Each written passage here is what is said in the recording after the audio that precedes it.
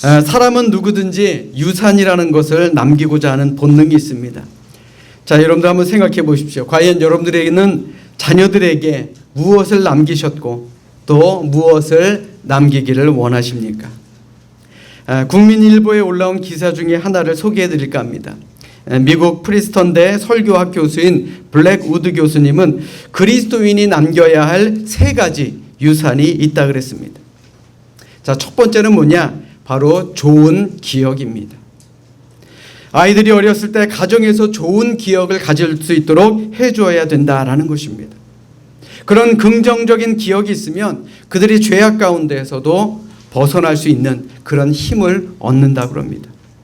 부모들이 주일 성수하는 모습, 예배 드리는 모습, 기도하는 모습, 또 어른들을 존중하는 모습, 남을 돕는 모습 등등 이런 것들은 아이들에게 매우 좋은 기억으로 남는다라고 그러죠. 또한 2번째는 좋은 습관의 유산입니다. 아이들의 생일날 음식점에서 음식을 먹고 나누는 것도 좋지만 아이들과 함께 보육원이나 양로원을 찾아가서 그들에게 추억을 심어주는 일도 굉장히 중요하다 그렇죠. 자, 3번째는 좋은 이상의 유산입니다. 좋은 생각, 좋은 사상을 남겨주는 것이죠. 우리 부모님은 기독교인이지만 가만히 보면 돈을 위해 사는 것 같아. 우리 부모님은 하나님을 믿는 것 같지만 결정적인 순간엔 세상에 발을 담그고 살아. 이러한 세속적인 기억을 남겨주는 것은 불행이다라는 것입니다. 자라나는 우리 자녀들에게 좋은 정신, 좋은 이상, 좋은 생각, 좋은 뜻을 간직해 수 있도록 만드는 것이야말로 이 세상에서 가장 좋은 유산이다라는 것입니다. 사랑하는 여러분, 우리는 우리 자녀들에게 많은 것을 남기고 싶어 합니다. 그런데 그것으로 인해서 우리의 자녀가 하나님으로부터 멀어진다면 오히려 아무것도 남기지 않는 것보다 못한 인생이 아닐까 합니다. 그래서 오늘은 우리 교회의 리스타트 운동의 2번째인 말씀 확립, 즉 성경에 대한 설교를 드리고자 합니다. 부모가 자녀에게 남기고 싶은 유산도 중요하지만 하나님께서 우리에게 주시고자 하는 유산도 있습니다. 그게 뭡니까? 바로 성경입니다. 하나님의 말씀이지요. 사실 우리가 오늘날 예수님을 믿는다라고 말하는 그 믿음이라는 건요, 근거가 어디에 있느냐? 바로 하나님의 말씀, 성경에 근거한 믿음입니다. 그런데 우리가 성경을 가리켜 하나님의 말씀이다라고 하기는 하지만 하나님께서는 성경을 직접 쓰지는 않으셨습니다. 신구약 성경책은 총 66권으로 약 1500년에 걸쳐서 40명 이상의 사람들의 손에 의해서 기록된 책입니다. 이처럼 사람들의 손에 의해서 기록된 책임에도 불구하고 사람들은 왜 이 책을 하나님의 말씀이라고 말하는 것입니까? 이에 대해 베드로후서 1장 20절로 21절의 말씀은 이렇게 증거합니다. 먼저 알 것은 성경의 모든 예언은 사서로이 풀 것이 아니니 예언은 언제든지 사람의 뜻으로 낸 것이 아니요 오직 성령의 감동하심을 받은 사람들이 하나님께 받아 말한 것임이라. 다시 말해서 모든 성경은, 지금 우리가 읽고 있는 성경은 성령의 감동으로, 성령의 계시로, 성령의 역사로 쓰여진 책이다라는 것입니다. 하나님께서는 사람의 손을 빌려 하나님의 말씀을 쓰게 만드셨습니다. 그 기간도 약 1500년에 걸쳐서 여러 지역, 여러 사람의 손을 빌어서 기록하게 만드신 것입니다. 그런데 참으로 신기한 사실은요, 이 66권의 성경이 성령의 감동으로 기록된 이 모든 기록한 사람들이 함께 모여서 의논을 하지 않았다라는 것입니다. 뭐 의논을 할 수도 없었겠죠.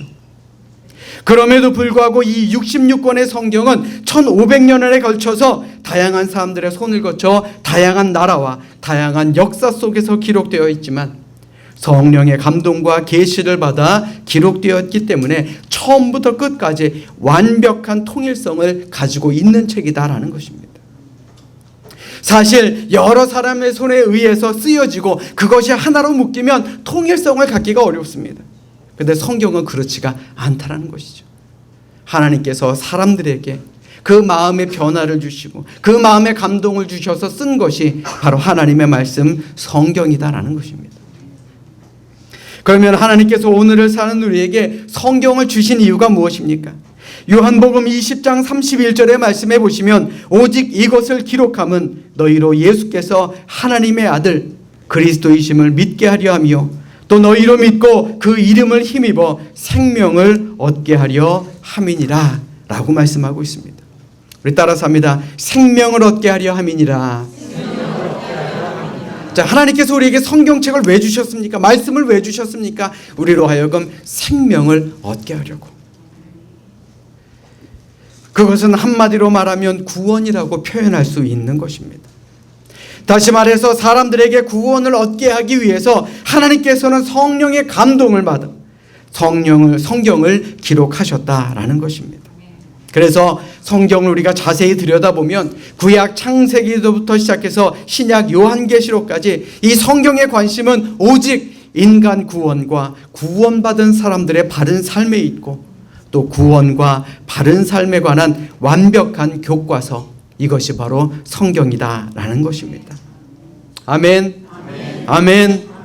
그러니 오늘 우리가 쉽게 살 수 있고 정말 쉽게 들고 다닐 수 있고 이것이 얼마나 우리에게 큰 은혜인지 모릅니다. 아직까지도요, 이 세상에서는 성경책이 비싸서 도저히 살 수 없는 사람들도 많습니다. 또한 종교적인 이유, 정치적인 이유로 성경을 읽고 싶어도 읽을 수 없는 사람들이 얼마나 많은지 모릅니다. 그렇다면 여러분들은 얼마나 성경을 읽으며 또 우리가 읽고 있는 성경을 우리 자녀들에게 유산으로 남기고자 하십니까? 우리 따라서 합니다. 성경은 구원의 책입니다.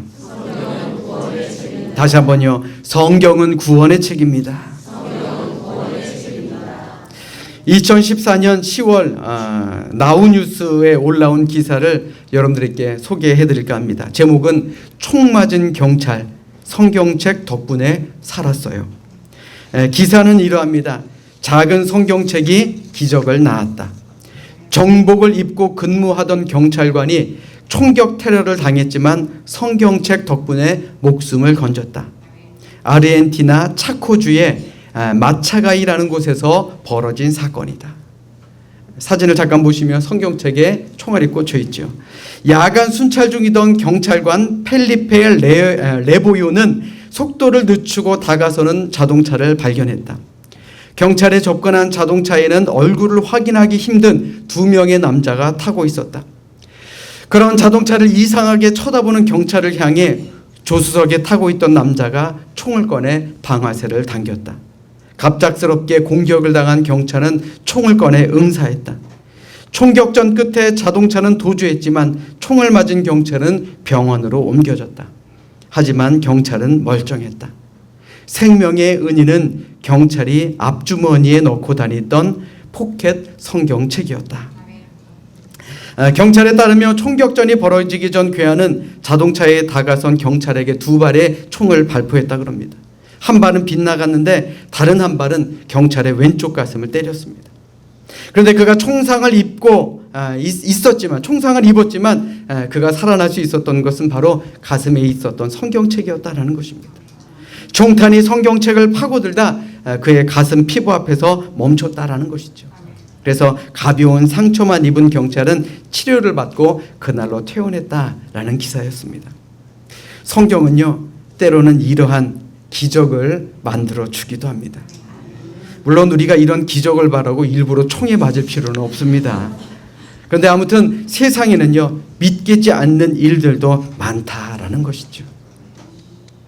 오늘 본문 15절의 말씀에 보시면 성경은 능히 너로 하여금 그리스도 예수 안에 있는 믿음으로 말미암아 구원에 이르는 지혜가 있게 하느니라 라고 말씀하고 있습니다. 세상에는 정말 무수한 책이 있고 책 안에 길이 있다고도 합니다. 책들의 내용이 인생의 길을 제시하기 때문에, 그런데 이 성경은 인생의 길만 있는 게 아니라 영생의 길, 구원의 길도 있다라는 것이죠. 세상의 그 어느 책에도 구원받는 방법을 제시하고 있는 책은 아무것도 없습니다. 뿐만 아닙니다. 육신의 질병, 마음의 질병, 이것을 고치는 책들은 많아도 우리 영혼의 질병을 고치는 책은 오직 성경뿐이다라는 것입니다. 그렇기에 성경은 우리에게 가장 귀한 책인 것입니다. 비록 죄인된 우리지만 예수 그리스도를 알게 만드셨고 또 예수 그리스도를 믿음으로 말미암아 우리를 구원으로 인도해주는 귀중한 영혼의 안내서다라는 것입니다. 죄로 인해 죽을 수밖에 없는 인생이 죽지 않고 영원한 생명, 천국으로 갈 수 있는 그런 귀한 길을 알려주는 책이 바로 성경책이다라는 것이에요. 그래서 시편 기자는 시편 119편 105절의 말씀에 주의 말씀은 내 발의 등이요 내 길의 빛이니이다 라고 고백할 수 있었던 것입니다. 사랑하는 여러분, 여러분들은 성경책을 얼마나 읽으며 사십니까? 또 성경책이 여러분들에게 있어서 어떤 중요한 관련을 가지고 있습니까? 우리 따라서 합니다. 성경은 변화의 능력이 있습니다. 그래요. 성경에는요 변화의 능력이 있습니다. 오늘 16절의 말씀을 보십시오. 모든 성경은 하나님의 감동으로 된 것으로 교훈과 책망과 바르게 함과 의로 교육하기에 유익하니 라고 말하고 있습니다. 성경에 보면요, 성경에 등장하는 위인들은 모두 하나님의 말씀에 감동을 입고 변화되어서 주의 일을 했던 사람들입니다. 살아 역사하시는 하나님은 오늘도 성경을 통해 우리에게 말씀하시기 때문에 이 성경을 통해서 우리의 우주관이 바뀌고 우리의 인생관이 달라지고 우리의 생활 태도가 변할 수가 있다는 것입니다. 그러므로 성경은 사람을 등이 변화시킬 수 있는 힘이 있기 때문에 귀한 책인 것이다 라는 말입니다. 뿐만 아니라 성경은 사람의 마음을 비추는 거울입니다. 우리가 거울을 왜 봅니까? 내가 잘생겼나 못생겼나를 확인하러 봅니까? 아니죠. 뭔가 잘못된 것이 있으면 바로 고치기 위해서 거울을 보지 않습니까? 성경이 바로 마음의 거울이다라는 것입니다. 인간의 내면을 바라보고 내 마음을 고칠 수 있는 마음의 거울이다라는 것이에요. 많은 기독교인들이 세상 사람들에게 손가락질 당하고 있습니다. 그래도 저는 아직까지는 우리 그리스도인들에게 희망이 있다라고 봅니다. 왜요? 아직까지 하나님께서 우리의 마음을 밝혀주시기 때문에. 때로는 우리도 세상 속에 빠져 살 때도 있습니다. 그런데 어느 순간 이게 아니다 돌아올 수 있도록 우리의 마음에 깨달음을 주시는 것, 그것이 바로 아직 우리 기독교인들이 세상의 희망인 그런 이유다라고 저는 생각합니다. 바라기는 이 생각이 저 혼자만의 생각이 아닌 우리 모두의 생각, 우리 모두의 희망이 될 수 있기를 주님의 이름으로 간절히 부탁드립니다. 성경이 왜 중요합니까? 우리를 비춰볼 수 있는 거울이기 때문에 그렇습니다. 우리 따라서 합니다. 성경은 우리를 온전케 합니다. 그래요. 성경의 기능은 우리를 온전케 하는 기능을 가지고 있습니다. 오늘 마지막 말씀인 17절의 말씀에 보시면 이렇게 기록되어 있습니다. 이는 하나님의 사람으로 온전하게 하며 모든 선한 일을 행할 능력을 갖추게 하려 함이라. 우리는 하나님의 자녀로서 하나님을 닮아야 됩니다. 예수님도 마태복음 5장 48절의 말씀을 통해서 너희는 하나님 아버지의 온전하심 같이 온전하라 라고 권면하고 있습니다. 그래서 우리는 하나님의 자녀로서 믿음이 자라야 되고요, 성장해야 되고요, 성도로서 온전해져 가야 한다라는 것입니다. 그리고 하나님의 사명을 맡은 직분자로서 온전하게 행해야 됩니다. 다시 말해서 하나님께서 우리를 택하시고 우리에게 성경을 통해 말씀을 주신 것은 우리를 온전하게, 즉 완전하게 만드시려고 우리를 부르셨고 우리에게 말씀을 주셨다라는 것입니다. 그럼에도 우리의 신앙생활이 변화가 없고 능력이 없는 이유는 간단합니다.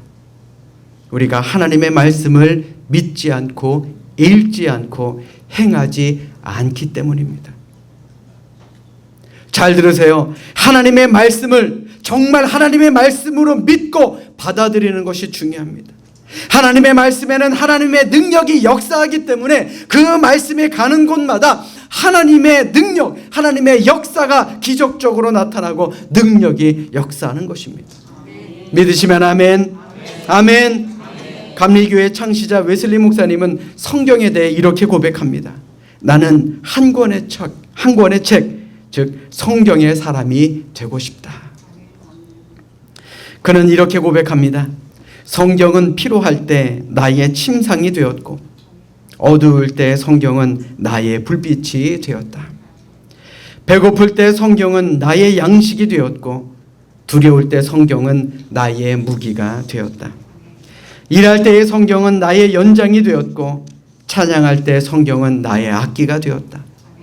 무지할 때 성경은 나의 교실이 되었고 헛발디뎌 빠질 때 성경은 나의 반석이 되었다. 위기 때의 성경은 나의 보호자 되었고 세상 떠날 때 성경은 나의 천국 시민권과 상속권이 되리라. 여러분들에게 성경은 어떤 책입니까? 저 역시도 성경의 말씀 속에서 많은 위로를 받을 때가 참으로 많습니다. 사실 목회한다라고 하는 것 결코 쉬운 일 아닙니다. 여러분들도 잘 아시겠지만 모든 성도들로 하여금 구원의 길로 인도해야 되는 일이고 또 많은 사람들을 만나야 되는 일인 만큼 그 스트레스도 이만저만 꽤 큽니다. 그래서 목회자들을 일컬어 상처 입은 치유자라고 말하지 않습니까? 그런데 그럴 때 어디에서 힘을 얻는지 아십니까? 물론 가족들이 큰 힘이 됩니다. 친구들도 큰 힘이 되지요. 함께 목회하는 동역자들도 얼마나 큰 힘이 되는지 모릅니다. 그런데 성경을 읽을 때 그때가 진짜 큰 힘이 된다라는 것입니다. 그 옛날 이스라엘 백성들도 이런 위기에서 벗어났구나. 하나님의 말씀에 순종하니까 하나님이 이렇게 벗어나게 만들어 주셨구나.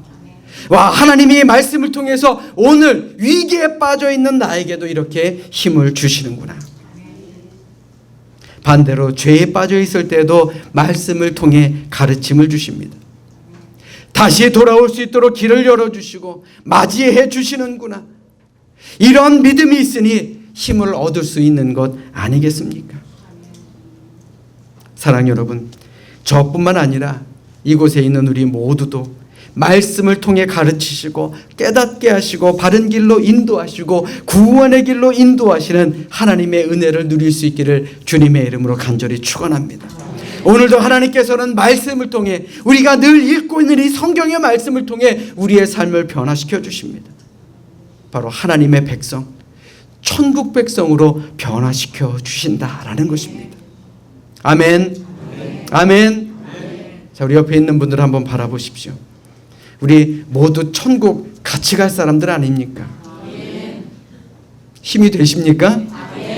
굉장히 떨떠름한 표정으로 쳐다보고 계시는 것 같은데 아무튼 우리 모두 천국 가야 되는 천국 백성들입니다.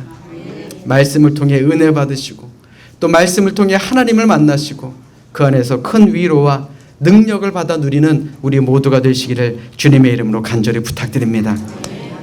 그러면 이제 실제적으로 우리가 어떻게 말씀 확립을 할 것인가, 이것에 대해서 여러분들에게 실제적인 말씀을 드리려 합니다. 지난주 말씀 기억나십니까? 원모어 운동 여러분들에게 설명드렸습니다. 우리가 예배 부흥을 위해서 원모어, 우리 한 번만 더 예배에 참석하자, 그거였습니다. 그런데 날이 더워서 그런지 휴가철이라 그런지 예배 인원은 별 차이가 없었던 것 같습니다. 괜찮습니다. 우리가 말씀으로 뜨거워지면요, 예배 오지 말라고 해도 오실 거니까 무엇보다도 우리가 말씀을 확립을 위해서 무엇을 한 번 더 할 것인가, 무엇을 원모어 할 것인가를 여러분들에게 말씀드리려 합니다. 첫 번째로 우리 한 장만 더 성경을 읽읍시다. 아멘. 자, 우리 교회는 일주일에 한 번 속회로 모입니다. 물론 속회라는 것이 삶을 나누고 함께 기도를 나누기 위해서 웨슬리 목사님께서 만든 평신도 조직입니다. 그런데 나누기에 앞서서 성경을 한번 읽는다면 어떻겠습니까? 아마 주시는 은혜, 받는 은혜가 더 클 줄로 믿습니다. 혹 목사님, 저희 속회는 성경을 읽는데요 하시는 속회도 분명히 있을 겁니다. 그런데 원모어, 우리 한 장만 더 성경을 읽읍시다. 혹시 속회에 소속되지 않은 분들이나 일하시느라 또 모이기에 어려우신 분들은요, 하루에 한 장씩 성경을 읽기 위해서 잠시 시간을 내주시기 바랍니다. 너무나 분주하게 바빠서 정말 성경을 읽기 어려운 분들은요, 우리 5분만 일찍 교회 나옵시다. 그래서 오늘 말씀을 위아래로 한 장씩만 읽어보시기 바랍니다.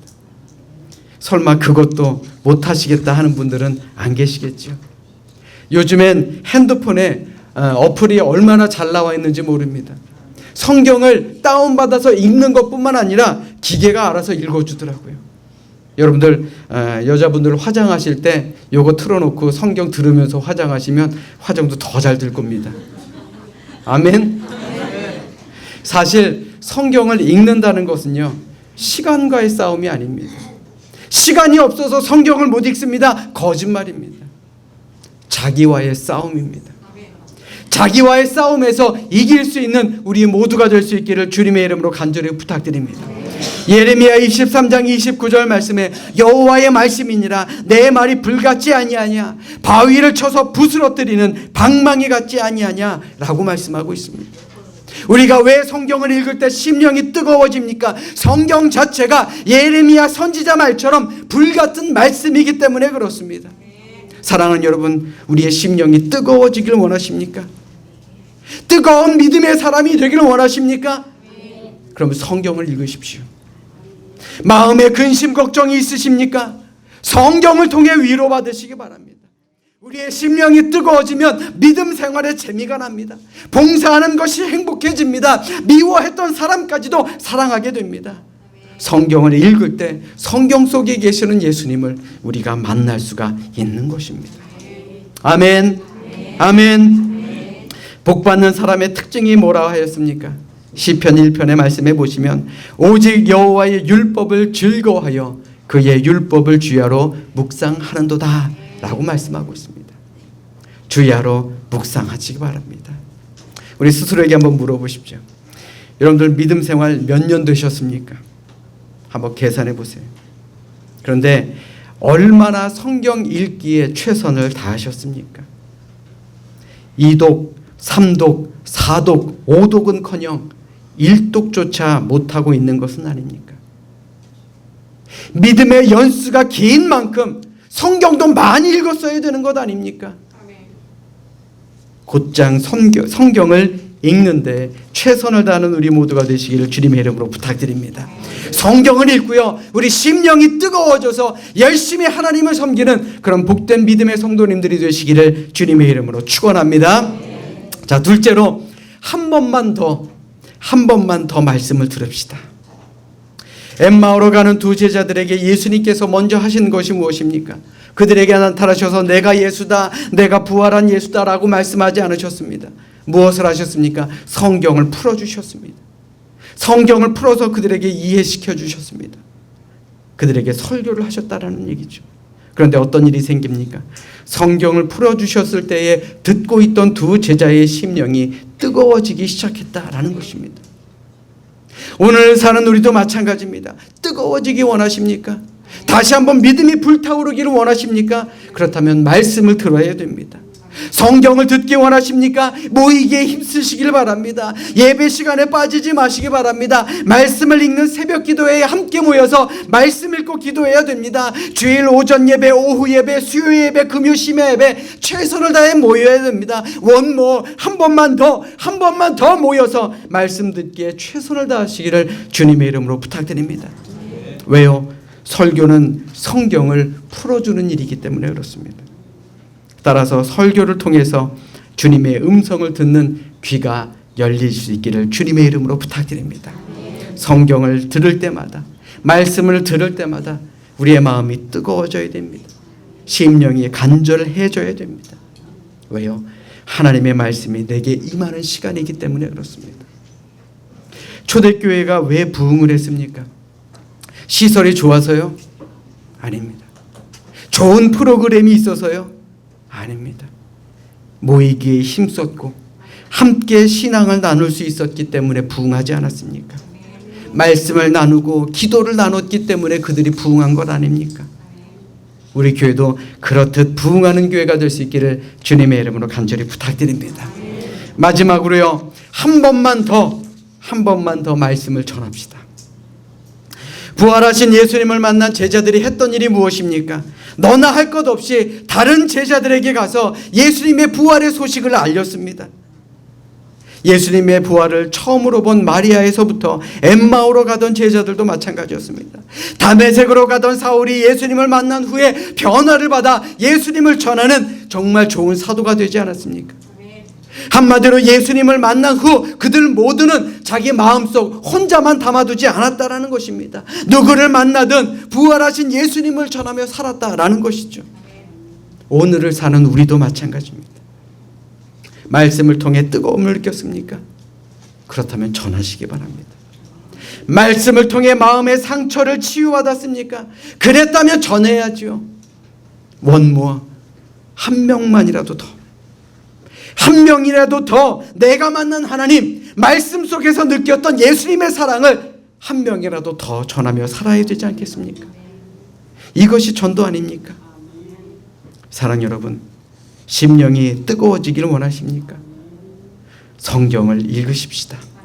말씀을 들으십시다. 또 말씀을 전하십시다. 아직도 우리의 심령이 냉랭합니까? 아직도 우리의 마음이 닫혀 있습니까? 아직도 우리의 눈이 열리지 않았습니까? 말씀을 통해 우리와 함께 하시는 하나님을 의지할 수 있게 주님의 이름으로 간절히 부탁드립니다. 성령님, 내 마음을 주장하여 주시옵소서. 성경을 읽을 때, 성경을 들을 때, 또 성경을 전할 때 우리에게 권능을 허락하여 주시옵소서. 이런 기도가 우리에게 있어야 할 줄로 믿습니다. 이 시간 진정으로 바라기는 우리의 믿음이 정말 초대교회의 교인들처럼 성경으로 다시 돌아가서 뜨거운 성경의 사람들이 될 수 있기를 이 시간 주님의 이름으로 간절히 축원합니다. 축원합니다. 기도하겠습니다.